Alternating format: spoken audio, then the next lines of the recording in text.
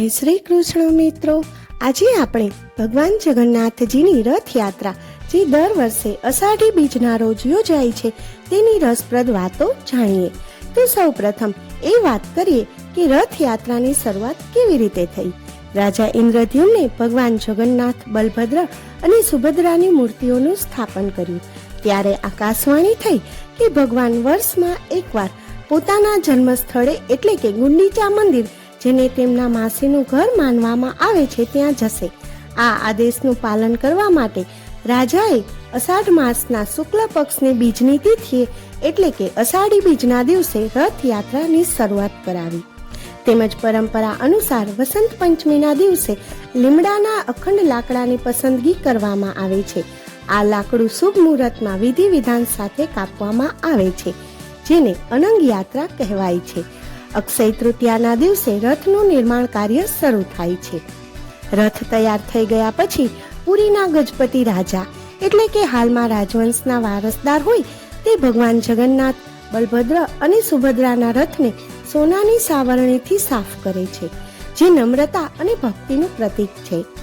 રથયાત્રાના એક દિવસ પહેલા ગુંડીચા માર્જન પરંપરાની વિધિ યોજાય છે, જેમાં ગુંડીચા મંદિરની સફાઈ અને પવિત્રીકરણ કરવામાં આવે છે, જેથી ભગવાન જગન્નાથ, બલભદ્ર અને સુભદ્રા રથયાત્રા દરમિયાન આ મંદિરમાં પ્રવેશે ત્યારે તે સંપૂર્ણ રીતે શુદ્ધ હોય.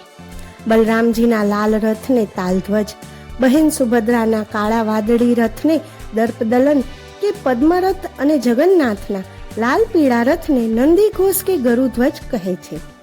રથયાત્રાના 15 દિવસ પહેલા ભગવાન બીમાર પડે છે અને 15 દિવસ પછી જ્યારે ભગવાન સ્વસ્થ થઈને ઓરડામાંથી બહાર આવે છે અને ભક્તોને દર્શન આપે છે, જેને નવયુવાન નેત્ર ઉત્સવ પણ કહેવાય છે.